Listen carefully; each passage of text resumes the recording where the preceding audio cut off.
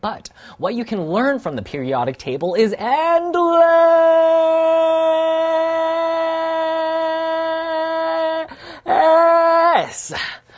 Just kidding. There are just a few trends that can help you find what you're looking for. Stay tuned for atomic number, atomic mass, reactivity, electronegativity, ionization energy, and atomic radius, and how to find them on the periodic table. The elements are organized by atomic number. Starting with hydrogen, which has an atomic number of 1, each element has one more proton than the element before it. This means atomic numbers increase from left to right across each period. Super easy, right? Well, atomic mass does the same thing. Atomic number and atomic mass sort of go together. Think about it as the nucleus gains protons. It gets heavier. Atomic number and atomic mass follow the same pattern, increasing across the table and from top to bottom. So that's the nucleus. But what about the whole atom? Atomic radius is the distance from the nucleus to the outer edge of the electron cloud. It's hard to measure exactly because the electron cloud isn't well defined.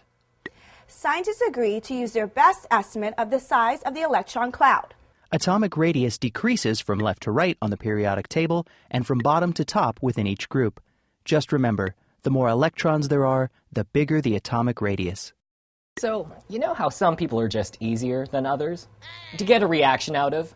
Well, elements are the same way, and trends in the periodic table show us which ones have tempers and which ones go with the flow. Reactivity is the willingness of an element to combine with other elements and form something new. Sometimes an element is so stable that it totally ignores other elements. The noble gases are especially famous for their stability. Quite right. Nobility and stability go hand in glove. England! Rule, Britannia, Britannia, rule the way. Other elements are so reactive that a meeting with another element is a recipe for fireworks.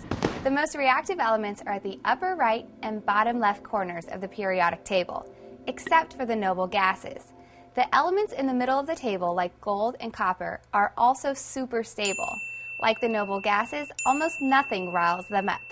The most reactive elements live in opposite corners because they're totally different kinds of elements. Reactive metals hang out in the bottom left corner, while really reactive nonmetals gather in the upper right corner. Okay, so some elements react and some don't, but why? Well, reactivity is caused by a couple of trends working together. The most important ones are electronegativity and ionization energy.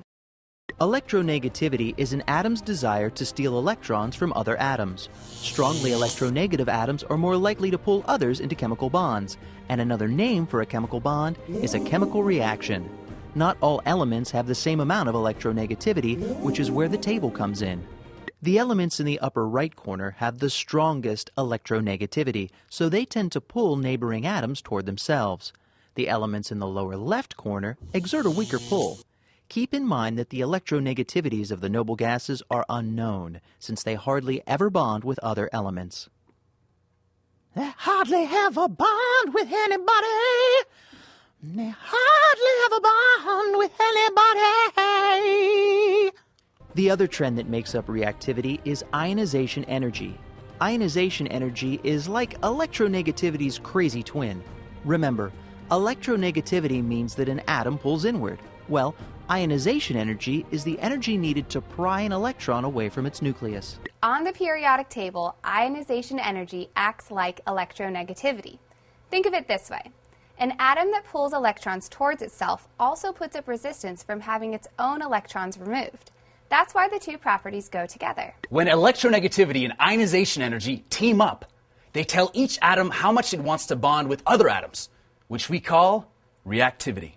Whew, that's a lot to take in. But remember, the table is there to help you. It's like a gold mine of information, so don't be afraid to use it.